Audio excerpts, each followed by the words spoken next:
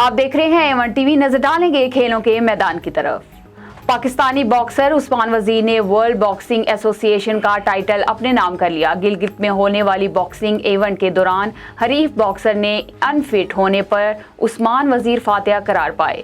خیال رہے کہ لالک جان اسٹیڈیم میں ہونے والے مقابلوں میں 10 ملکوں کے باکسرز نے حصہ لیا۔ امریکی جج نے فٹ بال سپر سٹار کرسٹیانو رونالڈو کے خلاف جنسی زیادتی کی درخواست خارج کر دی۔ غیر ملکی خبر رساں ادارے کے مطابق فٹ بالر کے خلاف درخواست نیواڈا کی ایک سابق ماڈل نے دائر کی تھی۔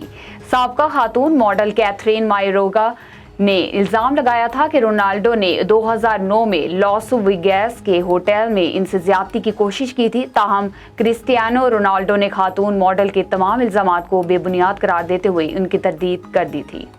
پاکستان اور ویسٹ انڈیز کے درمیان 3 ایک روزہ میچوں کی سیریز کا آخری میچ آج ملتان میں کھیلا جائے گا۔ ملتان کے انٹرنیشنل کرکٹ اسٹیڈیم میں کھیلا جانے والا میچ سپہر 4 بجے شروع ہوگا۔ بالائی پنجاب کے مختلف علاقوں میں بارش سے گرمی کا زور ٹوٹ گیا ہے، لیکن ملتان میں بارش کا کوئی امکان نہیں۔